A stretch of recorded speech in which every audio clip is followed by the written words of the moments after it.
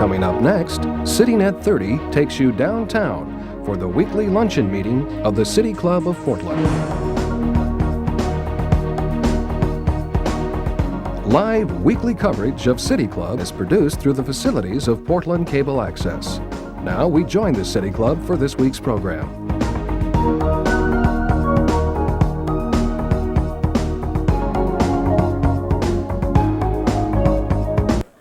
Good afternoon, ladies and gentlemen. Good afternoon. I'm Paddy Tillett, President of the City Club. Some have suggested that we should not be meeting today. My response is that we cannot let terrorist activities undermine or displace the practice of democracy in America.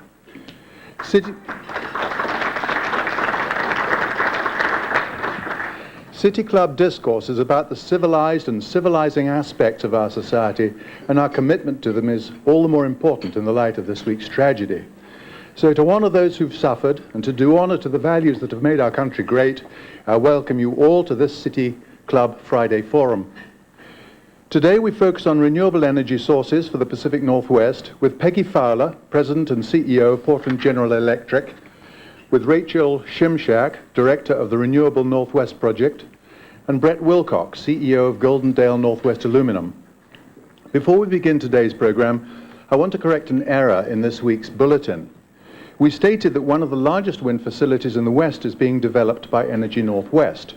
While it's correct that Energy Northwest is developing a large wind project, the largest in the West and one of the largest in the world is being developed by FPL Energy, with output purchased by Pacific Core. The State Line Wind Project is a 263 megawatt project located on the Oregon-Washington border. The project received its major Oregon permit and Energy Facility Site Certificate this very morning, and construction of the Oregon portion will begin next week. I'd like to extend a welcome to new City Club members, Whitney Bates, retired history professor at Portland State University, and Casey Stevens with Stoll Reeves Law Firm. Will you stand? Welcome.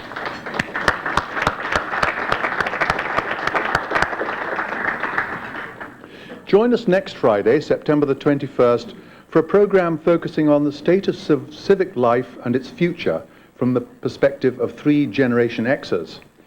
Our special panelists then will be Eric Friedenwald-Fishman, who's President and CEO of Metropolitan Group, Carolyn Scott, who's a research administrator with Providence Health Systems, and Laura Bridges, who's President of XPAC and aide to Multnomah County Chair Diane Lynn. That'll be here at the MAC. I'd remind you that all of the club's issues committees begin their new season of meetings this month. Meeting schedules are printed in this week's bulletin.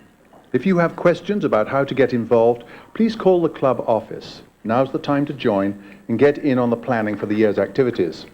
A reminder too that information on research reports, past club program presentations, upcoming events and membership can all be found on www.pdxcityclub.org. Our member host today is Andy Linehan, at my far left hand, member of the program committee and senior environmental planner for CH2M Hill. He will ask the first question of our speakers. Following Andy's question, we'll open the program to questions from City Club members in the audience. Please be ready behind the microphone before Andy's finished his question so that we can take fullest advantage of our speaker's time. Please identify yourself as a member of the City Club and remember to ask your question in 30 seconds or less under threat of the great question mark. The broadcast of City Club programs this quarter is made possible in part by corporate underwriting from Legacy Health Systems, Pope & Talbot Incorporated, and from Washington Mutual Savings Bank, and we're very grateful for their support. I'll introduce our three speakers to you now in the order in which they'll speak. First, Peggy Fowler, who's President and CEO of Portland General Electric. She began with PGE in 1974 as a chemist doing environmental work, and since then she's worked in just about every capacity except perhaps as linesman. Ms. Fowler has a deep interest in many other aspects of the future of our community, as witnessed by her membership on several boards and committees with such objectives. Next to her left is Rachel Shimshak, who has been director of the Renewable Northwest Project since its inception in 1994. In an earlier life, Ms. Shimshak was policy director for the Massachusetts Division of Energy Resources, where she dealt with electricity, natural gas, oil, renewables, conservation, and emergency planning issues. She's a native Oregonian who began her advocacy career in 1979 working for the Public Citizens Congress Watch. Brett Wilcox is president and owner of Golden Northwest Aluminum Incorporated, which has plants in Goldendale, the Dalles, and in Arkansas. Until 1985, Mr. Wilcox was executive director of Direct Service Industries, which is a trade association that purchased power from the BPA. He also practiced as an attorney, specializing in energy and business matters with Preston, Ellis, and Gates in Seattle. The governors of Oregon, Washington, and California have joined together to call for a minute of silence at this time. So before we proceed with the program, I'd ask you all to stand now and observe 60 seconds of silence.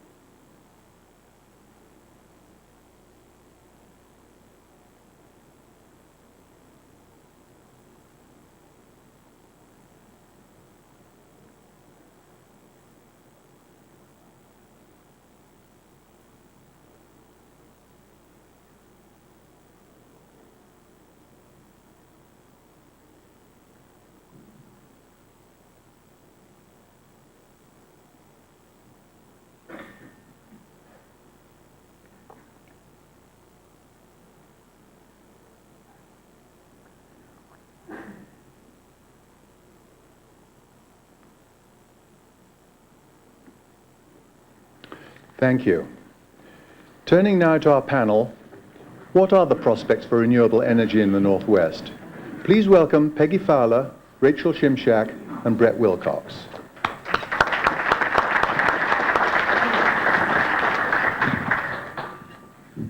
I'm probably one of those who thought the city club should be canceled today. Not because I don't think we need to go on with things, but mostly because I'm the one who had to stand, or one of the ones who had to stand up here and talk. And I feel like my brain is half working since Tuesday, as do many.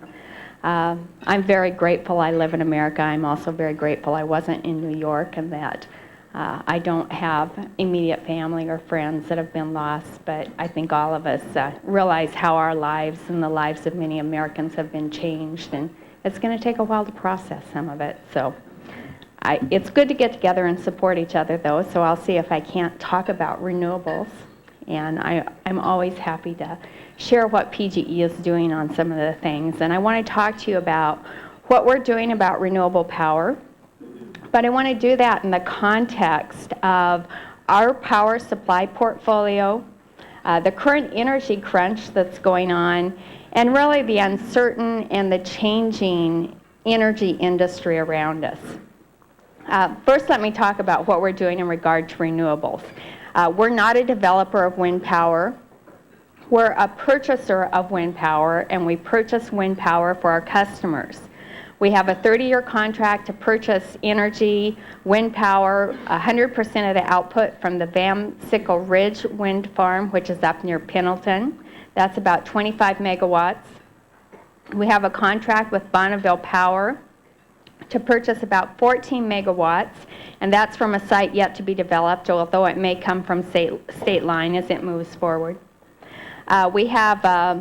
It's one of the most successful projects that we have out there in terms of programs, green programs that we have with our customers. It's one of the top 10 in the country measured in terms of customers that are participating. But it isn't something we've done alone. We've done it with, in conjunction with, for the sake of the salmon, Renewables Northwest, Bonneville Power, and Bonneville Foundation. And we especially have done it thanks to our residential customers and our business customers who have wanted to invest in the future of renewable power. Our customers have two programs to choose from. They can choose to purchase 100 kilowatt hour blocks of either salmon friendly and clean wind power. And then 50% of the funds go towards the restoration of fish habitat or towards the development of new wind farms. We started this program a year and a half ago. There's about 5,200 residential customers and more than 200 businesses that are involved in it. Some of the business customers, the top ones include like Nature's Northwest, Nike, Norm Thompson, G.I. Joe's, Westland Paper. Lewis and Clark is another that signed up, Clackamas Town Center, PGE, and Mentor Graphics. And I know some of you are represented here today, and we want to thank you for supporting that program. How many of you are customers of PGE either in your businesses or at your home? How many of you are buying renewable power, are signed up? Okay, there's a lot of hands that aren't in the air. I want to see that changed. It is a good program, and it's out there, but there's also some new developments. We're actually working with the Public Utility Commission to see if we can't lower the price from it's now $5 to $3.50 is what we're hoping for. In March, when customer choice comes to Oregon, we'll also have the opportunity, there'll be a portfolio that includes renewable options along with a blended option of conventional power. Something that we think is real important to the future is distributed generation. Let me just talk to you a little bit about distributed generation. Distributed generation is actually putting generation closer to where it's used. And one of the ones we're working on is biogas. And biogas, we're working with dairy-related methane. And we're looking at 4 megawatts in Oregon, and this little guy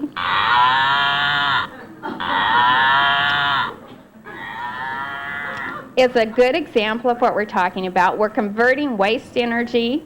It has not only an environmental benefit, but it also has an agricultural benefit. This is something that the dairy farmers, Tillamook cheese, people like that are very excited about. We also consider a hydro project as a valuable renewable resource. We're investing in those plants to make them as efficient as possible and to increase the generating capacity. Fuel cells, they're certainly something that is well suited for residential and small commercial applications. We have a fuel cell project at City of Portland's wastewater treatment plant. I see Mr. Stin here. And then our Harkins House, a home for at-risk youth in Washington County. Solar's another one. One of our interesting programs in our school systems right now is Solar for Schools. And this is an educational program where solar panels are installed at local high schools, and then the electricity is fed into the school, so it reduces the cost of energy at the school. And then the students really get first-hand experience with science and technology. We also have solar panels installed at some high visibility locations like Nature Conservancy, and we're looking for future opportunities to do this too. I can promise you that PGE will continue to look at innovative ways to provide renewable power options to our customers, but at the same time, we really believe that renewables are just one part of the solution. We have an imbalance of supply and demand. That's kind of where we are right now. Certainly conserving energy and energy efficiency are very important.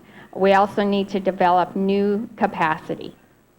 Renewables have a lot of potential for this, and we've made a lot of progress with renewables. We've made them more cost-effective and more accessible, but we still have some challenges we need to face. At Portland General Electric, we generate about half our power. We purchase about half our power. We think that's kind of a nice balance to be in the changing energy world right now and gives us the most flexibility for being cost-effective for our customers. Renewables right now make up a small portion of that. We are looking to include more renewable energy, but we're also looking to keep prices reasonable. Most of you know our prices are going up in October. No one likes to see prices go up. We don't even like to see prices go up, believe it or not. And we've done our best to hold off the increase as long as we can. But the increasing cost of wholesale energy and the increasing cost of fuel for the plants has really left us and the Public Utility Commission with no choice. Now, as you looked at this last year, I think people were aware that energy prices went up, and certainly we saw real high price spikes earlier this year, and people were saying, well, Doesn't that make renewables look really good? And yes, there were times when there was no question about investment in renewables were the right thing to do. The prices in the markets have settled back down now. And so it still costs more to produce and deliver renewable forms of energy than some less expensive thermal sources. Wind-generated electricity is very cheap at the source. There's no fuel. But it does require the purchase of transmission lines to deliver it to the end user. The fact that you have to have this transmission there, whether the wind is blowing or not, can increase the cost of this energy. And we still need to figure out the mechanisms to deal with the intermittent nature of wind and what you do with these high transmission costs. Better statistical information, load forecasting, and then doing some things like matching wind with hydro resources can make sense. Hydropower, you can store the energy behind a dam so you can use it later on. If you put wind and hydro together, that's a very good match. The problem in the Northwest is most of our hydro, the capacity of that has already been planned in, so we need to work through and figure out how to do that yet. But over time, there's no doubt in my mind that wind power will continue to come down in price. We can learn a lot and have learned a lot from the California experience. Due to air quality issues and government subsidies, California jumped in quickly in the 80s and developed a lot of wind. But some of the projects were inefficient, some of them were poorly maintained and developed. They didn't have standards for protecting birds and wildlife. And so we can benefit from this learning curve and really take a more gradual pace with our customers and really respond to what the customers want. We know that our customers want safe and reliable power. This is a priority. It's at the very core of our business. But we also know that as we move toward a more competitive energy market, our customers are going to have more choices. Some choices will come with a higher price tag because there's additional value. There's renewable power programs available now in about 34 states. And in almost all cases, the customers pay a premium for those. But they're willing to do that because there is less impact on the environment, and that appeals to a lot of people. Like any product out there, when you have an increase in demand, you have a greater need, and you see money put into development and money put into production. And we think that's what will happen with wind power too. So as more customers participate and more dollars are put toward purchasing new wind power, other renewable resources will become available for the future. And so as we look at it, we really think our customers have the power here, that they want more renewables and that they're willing to cover the additional costs for them. It makes it real simple for companies like Portland General Electric. We have the ability to commit more wind purchases up front, and the developers then have the economic incentive to build the projects. So just to conclude, for Portland General Electric, we're definitely committed to making renewable power part of our resource mix. We believe that bringing renewable power to the market still comes with some challenges, but progress is being made. That we're taking a very prudent approach. We're weighing the environmental, the economic, and the operational factors involved, and that PGE is listening to our customers. Our customers have the power to create more demand for renewable power, and we will respond to that.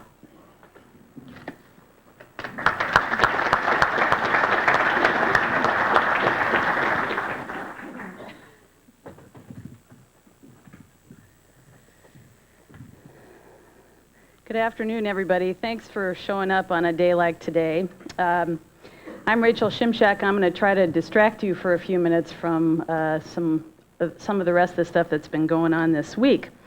And I wanted to explain a little bit about the organization that I represent. The Renewable Northwest Project is a regional nonprofit group.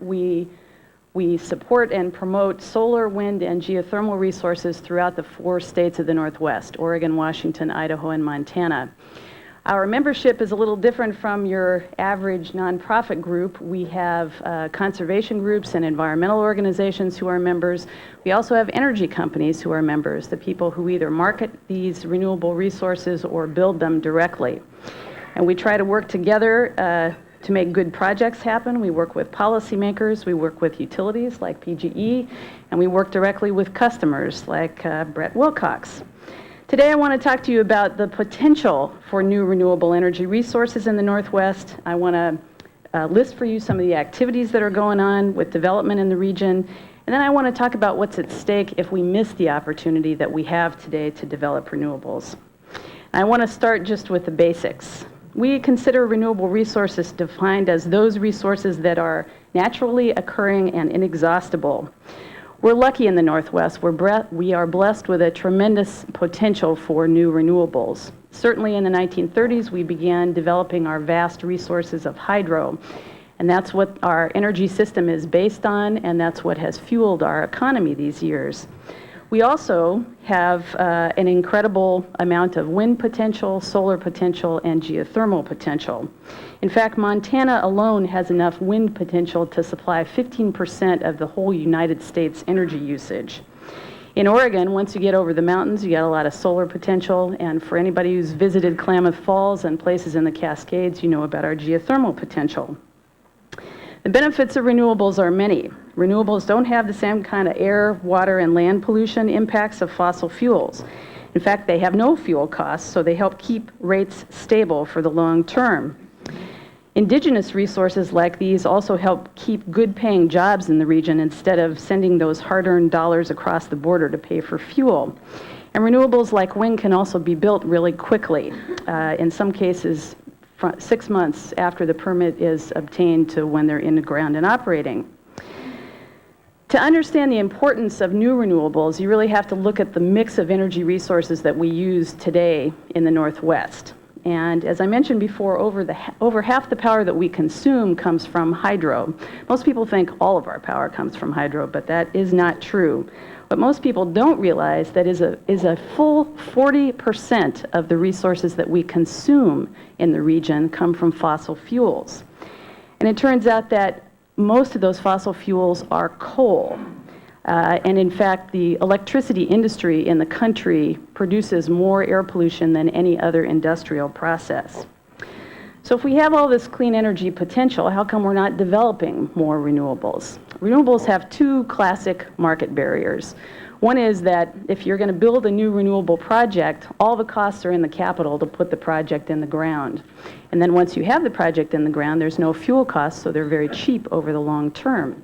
In contrast, you build a gas plant, only a third of the cost is in the capital to build the project, 2/3 is in the fuel to run the project. So it may be cheaper to build up front, but you take the risk of volatile fuel prices. Second barrier to renewables is that the benefits that renewables provide, environmental benefits, economic development benefits, aren't really included or reflected in their price. There's no way we've found to really do that. And again, in contrast to fossil fuels create a lot of pollution, and we don't pay for that in the price of those either. Because we have relatively low prices for our electricity supply in the Northwest, we have been on kind of a slow path to develop new renewables, but a steady one over the past decade. And I want you to just pretend that you're Mr. Peabody in the Wayback Machine for a moment and join me at the beginning of the 1990s as I sort of walk through the story of how renewables have been developed here over the last decade. In the early 1990s, the Northwest Power Planning Council produced a report, and in it they called for something called a confirmation agenda. They said we could really move forward with renewables in the region if the utilities and Bonneville invested in some small but commercially sized resources that would test renewables, figure out if we could integrate them into our electricity system, if we could site them, and if we could count on them. And we, of course, would build experience by doing this. There were some early leaders. PGE was one of them. The development of the Van Sickle Wind Project near Helix, Oregon, which is near Pendleton, Oregon, was the very first new commercial wind project put together. It's 25 megawatts. It produces enough power for about 6,000 homes. The second wind project is in, interestingly enough, Carbon County, Wyoming. It was the result of a partnership between PacifiCorp, the Eugene Water and Electric Board, and Bonneville. And that project has done exactly what it was supposed to do. It has increased its size 5 times. It's now up to 135 megawatts. Those projects laid a good foundation for what has come in the region, but the thing that really made the biggest difference was, and really propelled renewables forward, is this energy crisis that we're having. It's amazing how a little energy crisis will help you out. During this crisis, we have seen an intense need for power. We have seen prices increase in the power markets. We have policies in place to help support the development of renewables, and we also have some motivated buyers. And when you have all of those things together, lots of good things can happen. Wind energy has been the biggest winner in this market so far, and one of the reasons for that is the cost of wind power has decreased by 80% over the last 20 years.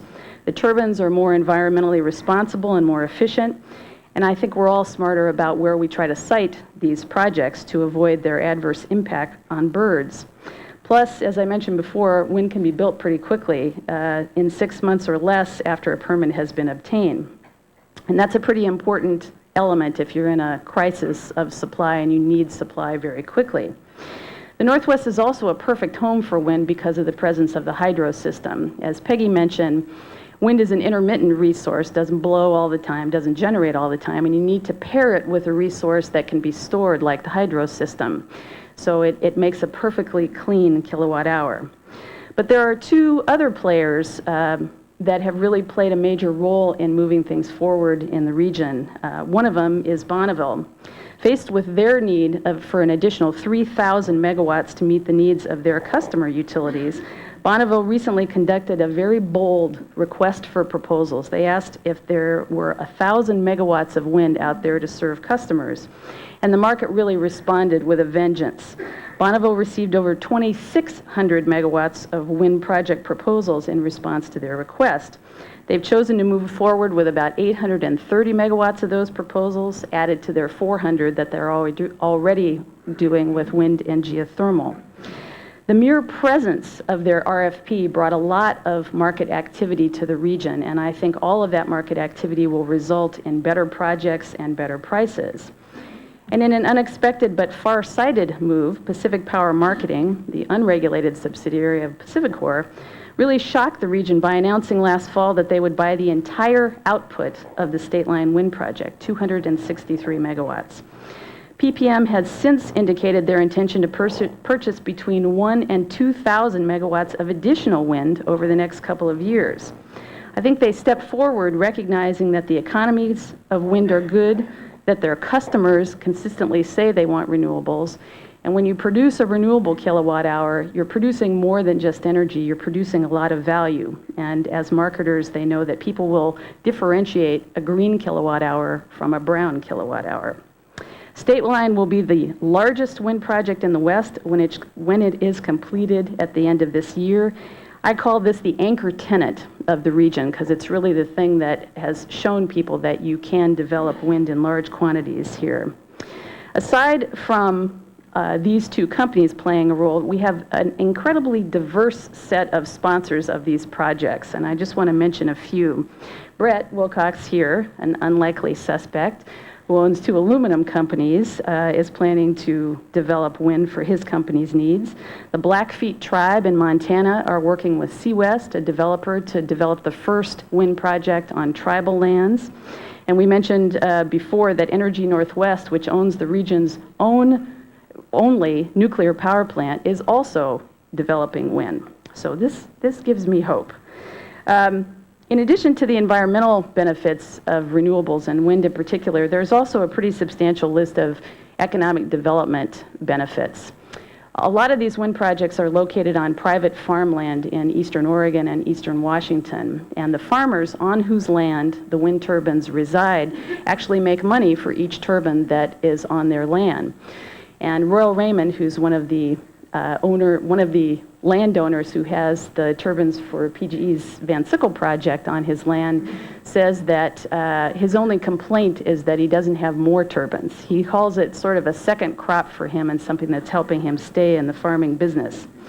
We also have a substantial metals industry here in the Northwest, and that can benefit from wind technology also. The towers for each of those wind turbines are made of metal, and they stand 166 feet tall. The State Line project alone will have 400 of them. I could tell you that when you walk into one of these turbines, it's like being in the middle of a sequoia. I mean, they're pretty big suckers. And anyway, there's a lot of work to do for the metals industry. I also happen to know that one turbine manufacturer is considering locating a facility here in Oregon. The presence of these wind projects and also the community solar projects around the region provide what I would call a tangibility to green power. Individual customers can see these projects underway and relate to them and to the retail green programs being offered by 15 utilities, including PGE, in the region.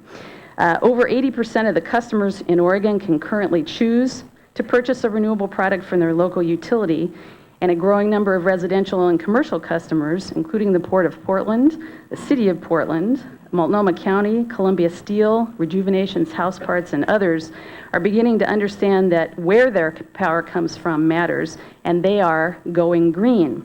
So far, over 46 million kilowatt hours of renewable power are being purchased directly by customers in the region. And I feel better when I see signs elsewhere in the community or in the world about what's going on with green power. And I don't know how many of you read Parade magazine, you know, when you need a little break from the regular news. I was reading Parade a couple of weeks ago, and there's this section called Ask Marilyn. I don't know if any of you ever would admit that you actually read this part of Parade, but I will admit it to you right now. And right after the question that talks about men in their 40s experiencing a midlife crisis, there's a question here that says, the second question on Ask Marilyn, I've heard about renewable energy as an alternative to fossil and nuclear fuels, but how much is available? So I figure if questions about renewables are making it into the Ask Marilyn part of Parade magazine, it gives me hope. So anyway, if there's all this great activity in the region, why should I worry? Taken together, there's about 1,600 megawatts of wind, solar, and geothermal projects proposed or underway in the region. Compare that, though, to 16,000 megawatts of proposed gas projects, of which several thousand megawatts are already underway. The impact of all of these gas projects, and we don't imagine that all of them will actually be built, but if they were, could be 53 million tons of CO2 emissions, the largest contributor to global warming, which is the equivalent to more than 8 million new cars on the road, and it would require 26 million acres of trees to sequester this much carbon. Certainly some new gas plants are going to be needed to meet our needs, but if we are to proceed rationally and in a way that protects our treasured quality of life, we need to meet our energy goals with a diversity of resources, starting with conservation and renewables. The region's utilities have done a lot of good work in bringing us this far, but it's not enough. To really make the Northwest the renewable capital of the country, the region's utilities and marketers will have to retain their resolve and follow through even when falling prices in the market tempt them to change their course. We also have critical transmission and energy shaping issues to resolve, and we need to do that fairly and quickly. It'll take a combination of state and federal policies in addition to these market activities to really make a vibrant renewable market. I think one complements the other, but one is not a substitute for the other. And Congress can play a very important role here too. They're taking up federal energy regulation. There are a package of renewable energy matters before them next week, and they can help make this happen too. We can have a secure, clean energy future if we prioritize conservation and renewable resources and move forward with their implementation.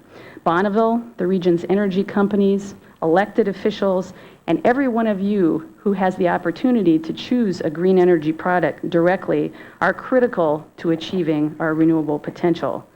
The way I see it, we definitely have the ruby slippers on. We just have to click our heels together. Thank you.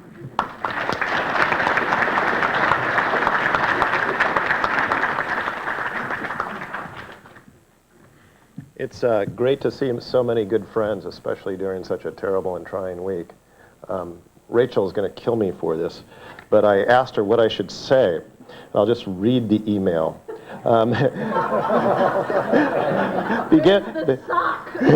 Begin by talking about how much the aluminum business depends on electricity, cheap electricity.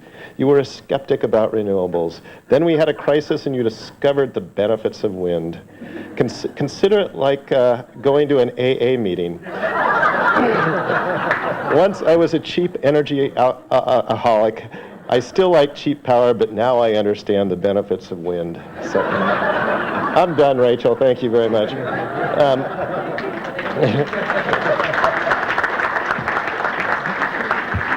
Peggy's got a whole speech writing crew. I only have Rachel. First, I'll tell you a little bit about our company. Golden Northwest Aluminum operates 2 primary aluminum smelters in the Dalles, Oregon, and Goldendale, Washington. We use a lot of electricity, not because we use it inefficiently, but because it's just the electrochemical process requires a flow of electrons, which is what electricity ultimately is. Between the 2 plants, we require 500 megawatts of power, which is about half the requirements of the city of Portland, to put that in perspective. So it's a lot of electricity. Historically, we've been supplied by the Bonneville Power Administration, but between October of this year and 2006, Bonneville's only going to supply half our needs. And after that, we may not get any from Bonneville. So we've had to try and scramble to figure out what we are going to do for a power supply and an economical power supply. And basically, we've adopted a strategy of trying to put together a power portfolio. Hopefully, a part of that will continue to be Bonneville long-term, either directly or through our local public utility districts.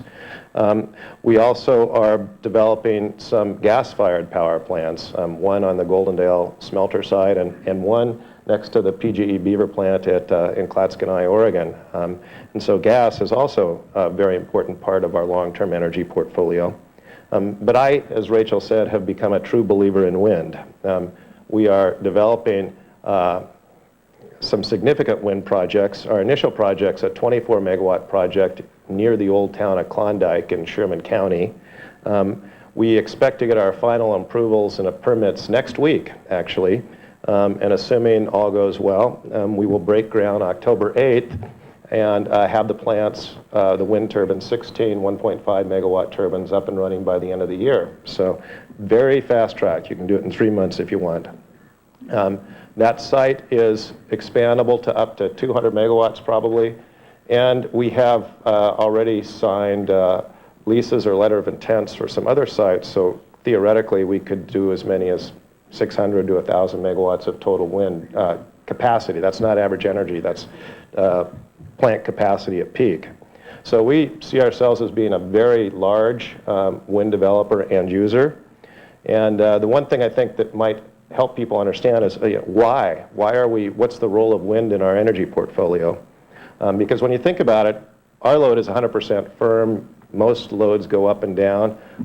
Wind just doesn't happen when loads need the power. It's intermittent, unpredictable, and so how can an energy user like us that needs an assured supply all the time of low-cost power use wind? And the answer is you have to do it in partnership with some other resource. You can't use wind by itself to serve a load, but if you use wind in combination with a load that you have some control to vary over and a natural gas-fired plant that's flexible, you can get a supply of power that's more economical than either alone and much, much more reliable. You can think of it as either you're using gas generation to firm up the wind generation, or you're using the wind generation to displace the gas generation when wind's available, but you can get a supply of power that's reasonable and hopefully economic. As Rachel said, natural gas makes up about 2/3 of the cost of a combined cycle combustion turbine generator. And you can avoid those costs when the wind blows, and that saves you, depending on gas prices, between $15 and $30 a megawatt hour. So lots of value in the ability to avoid using natural gas.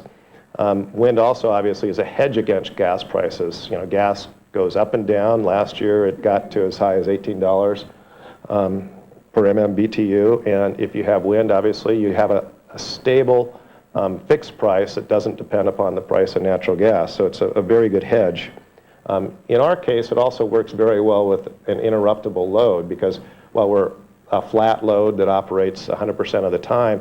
We have some ability to vary it, and one of the problems that wind has in becoming commercial is what they call the shoulder periods. You know, when it starts blowing and when it ends blowing, you just can't put it in blocks that make it very usable. And if, to the extent you have some ability to vary your load, you can solve some of those load shaping problems and make wind a much more valuable and useful product. So we hope to be able to combine our load with the wind resource and the natural gas fired projects to have a very reliable source of power that we can depend on and meet our needs. And really economically, if you think about it, that gives us the ability to arbitrage three commodities: electricity that you're generating, natural gas that you're displacing when wind is available, and aluminum that you can produce by dumping more power into the system. So hopefully the combination of all those things will make wind generation economic for us. As Rachel said, there are also huge tax benefits from wind. There's a production tax credit that hopefully Congress will renew, and there's accelerated depreciation. So my bet is that all those things added up will make a power supply that is economic and competitive. I want to tell you, though, that in terms of the aluminum industry, it's not a sure thing that the combination of this strategy will save our operations, because we do, power around the world is very competitive. We're in a commodity market. You have to have a low-cost supply if you want to survive. That's the same as you get in the Middle East from flare gas generation, or Russia from dump hydro. And so we're putting together a strategy. We believe it will work, hope it will work, but there's no assurances. In order to make it work, it'll take the active help and support of others, particularly in the public policy arena.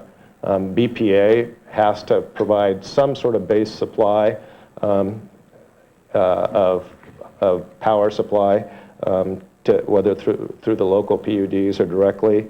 Bonneville also, whether through a purchase of wind or some other credit support, because it's so capital intensive, can really make the resource much more economic by providing some sort of credit support for wind. As both Rachel and Peggy said, there are just huge transmission issues and load shaping issues with wind, and that really is a fundamental thing that Bonneville can do to make or break wind in the Northwest. There are also lots of things that state and local governments can do, because believe it or not, it is incredibly difficult to site a wind project. Lots of concerns that you wouldn't think would be concerns, but you have to go through. And so I think it's the regulatory community needs to be friendly towards both wind and gas generation to get these projects actually done. Before I end, I want to put on my other hat. In addition to being a business person, I also am chairman of the Oregon Economic and Community Development Commission and vice chair of the Oregon Progress Board. And as Rachel said, wind generation has some huge economic and community development benefits, especially in rural areas.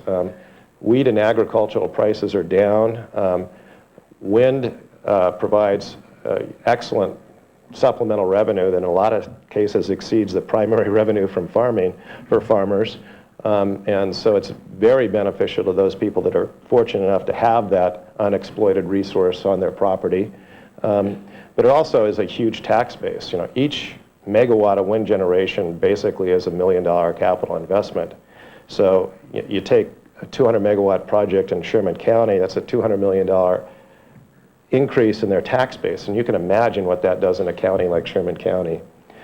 So I think it's important for officials to support energy development, both wind and gas, as one way to help bridge the rural-urban divide in Oregon. To end, I think I just want to say that moving forward in this complex energy environment and world environment in which we face, the best strategy is to have a diversified portfolio, whether it's energy or business or anything else. You can't put all your eggs in one basket.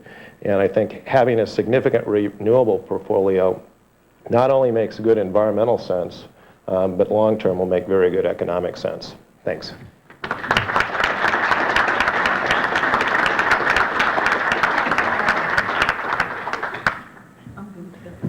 Thank you, Brett and Rachel and Peggy.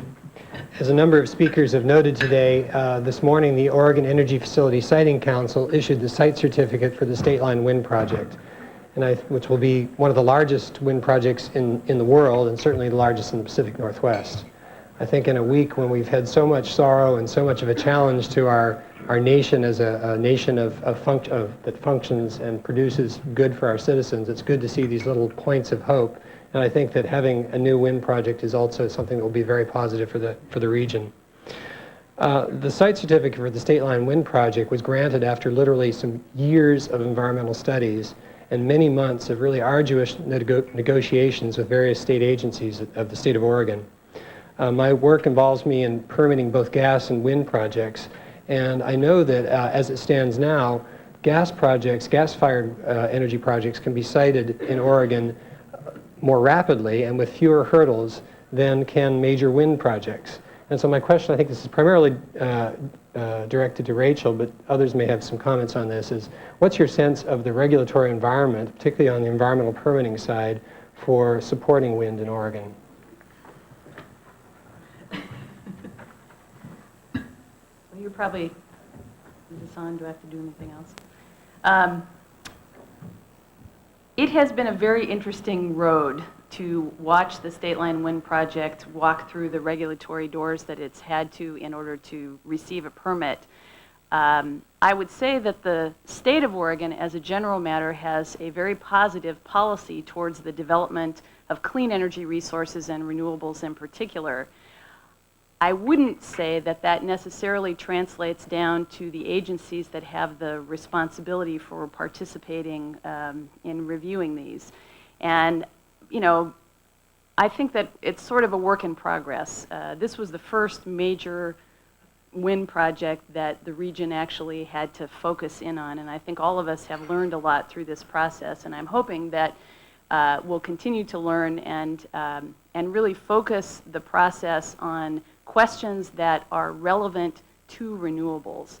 I think, in my own opinion, I would say that too much of the state siting process in all of the states in the Northwest is focused on fossil fuels and nuclear, because that's what we're used to building. It will be a while before we tailor the process so that the questions that are asked about renewable projects are really relevant to renewable projects, and the questions that are asked of the other kinds of resources are relevant for them. And I think we have a ways to go before we get there. Hi, Jane C., City Club member. Thank you, PGE, for doing good work on this. I'm a PP&L customer, and I would like to ask someone, probably it's Rachel, are they doing anything about this good stuff? And can you tell me, and if they're not doing enough, what can I do as a customer to nudge them to do more? That's an excellent question. PacifiCorp has actually been quite a leader on renewables in the region, and I can tell you firsthand that the Wyoming Wind Project, but for PacifiCorp's participation, may not have happened. They played a leadership role. They hung with it when the hanging was hard and prices were low in the energy market. They worked through some of the difficult siting issues, and they really made the project happen. In addition to that, as part of their merger agreement with Scottish Power, they agreed to purchase an additional 50 megawatts. They have announced that they're building 50 megawatts at that same Wyoming site, and that should be done by the end of this year. They have a green marketing program similar to PGE's called Blue Sky, and any customer can sign up for as much wind energy as you want to. So you need only to look at your bill, and I think you can sign up over the internet, or you can send something to them directly. More importantly, though, Pacific Power Marketing, which is their unregulated subsidiary, has made a commitment to develop 1,000 to 2,000 megawatts of renewables over the next 3 to 5 years. And they see the benefits of doing that, and they are the ones purchasing all of the output from the State Line project in Eastern Oregon and Eastern Washington. So they're doing quite a lot. I'm Tom Dunn, City Club member. I'd like to talk to Mrs. Fowler for a bit. I bought into the wind, the PGE wind, I guess as early as possible.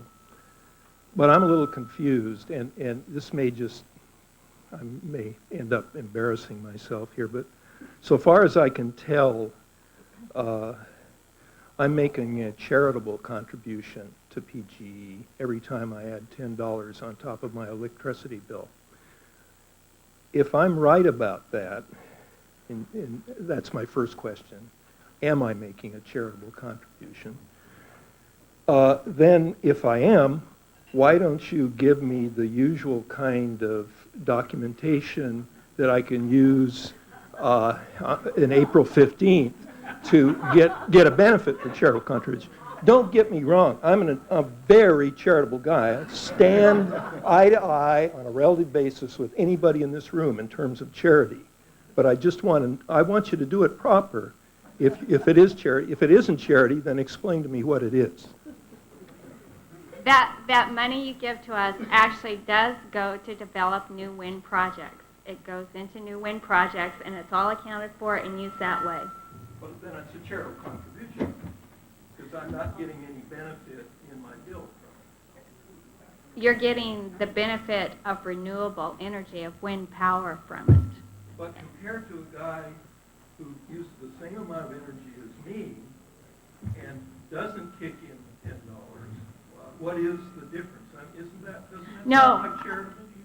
I don't think so. I think it's to me, it is developing new wind resources. But is it an investment? And yes, it's an investment. What's the direct return on the investment? A cleaner environment. I think you could do that. Let me support Peggy in what she's talking about here. Every person who signs up for their Clean Wind program or through PacifiCorp for its Blue Sky program helps increase the amount of wind that is in the system and helps displace dirty energy resources that would otherwise be used. So every time you step forward and buy your clean wind, you're helping do that. Our view is that utilities ought to, as a general matter, on behalf of all of their customers, purchase renewables that everybody can benefit from. If individuals want to go beyond what the utility is doing for everybody, they can purchase renewables directly and add to the pool of green power. The only thing I'd like to add to that is, PGE has a very good program, not to take away from that, but there are some other options. Both Rachel and I are on the board of a foundation, Bonneville Environmental Foundation, which has a way to buy wind and other renewable projects where you do have the choice of whether you want to just buy the wind attributes or also get a charitable contribution. And the person you're sitting next to can give you the website address. And it's a very good way to buy renewables through the Bonneville Environmental Foundation. Brad Avakian, City Club member. I so appreciated Rachel Shimshak's story about the farmer, and really for two reasons. One, I'd much rather see the landscape dotted with wind towers than cell phone towers. And maybe you have found a way to really preserve the tradition of family farming in Oregon. And what I'm curious about is there are a lot of communities around the state that really have been decimated by the difficulties in the agricultural and forestry industry. And what efforts are being taken or you think can be taken to reinvigorate the economic viability of those communities with these renewable products? It's a great question, and it makes me feel good to be able to be working on projects that have such a strong economic development angle to them also. Brett mentioned that his project is in Sherman County. There are projects in Gilliam County. There are several projects in Umatilla County. All of those counties are ones that, haven't joined the rest of us in Multnomah County in our riches lately. And so I think it's good, but first of all, you got to have a good wind resource. You got to be close to a transmission line, and you got to be in a place that doesn't have a lot of adverse environmental impacts. So I think the developers are really looking for pieces of land, and they have found many of them in some areas that could use the economic development benefit that meet all of those criteria.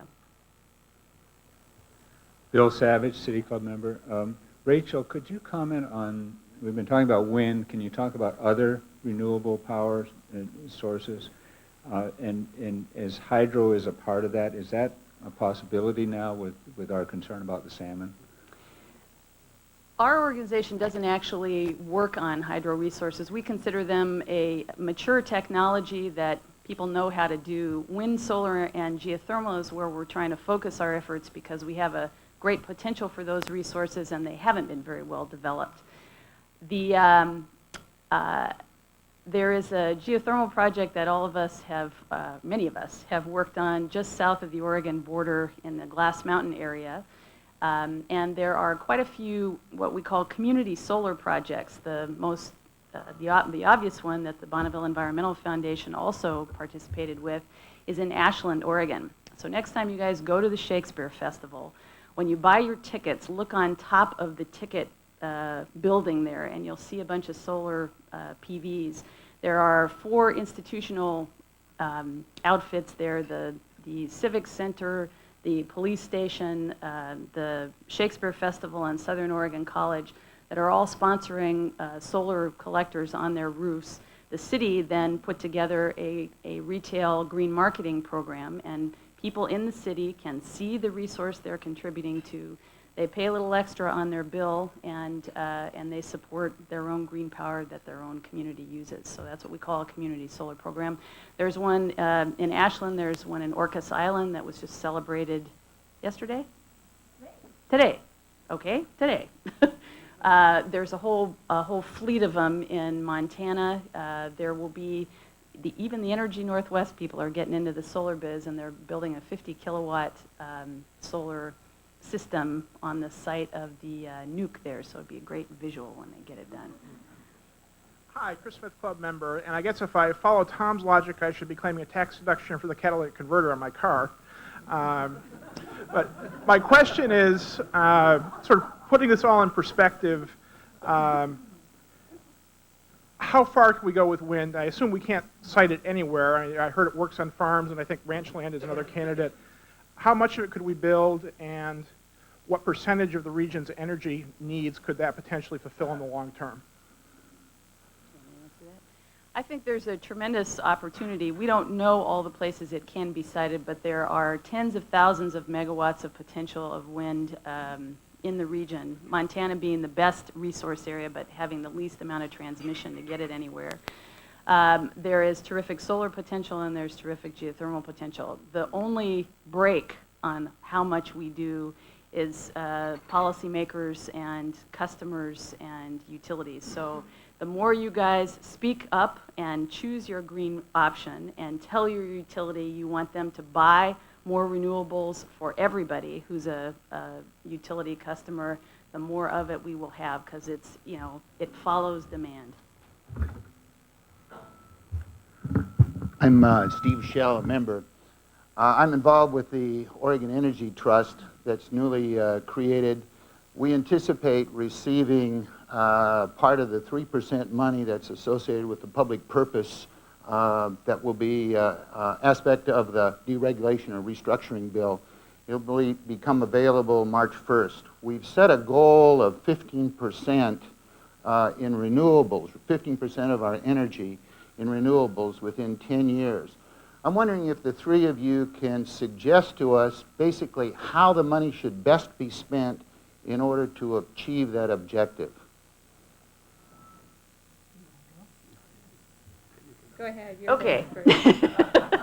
Steve's being shy here. He's the head of a new enterprise that was created out of a piece of legislation that many of us worked very hard on in the state of Oregon. You all pay for conservation and renewable resources in your rates right now. That will be extracted out and listed separately on your bill and be a consistent charge over the next 10 years. Steve and his group will be responsible for investing that, and it's divvied up into different pots for conservation and renewables. My personal suggestion is that some of the money be set aside for new projects so that we keep the pipeline full of projects that can benefit everybody. That some of the money be invested in distributed generation like solar and other on-site resources, because we know that they can be used for a variety of different benefits in the system. And that there be some flexibility to also assist customers in helping build their own green energy portfolios. I have a question which I think will be our last this morning. In Europe, as you know, there's a tremendous interest in green power. And the French in particular have nuclear as a major part of their portfolio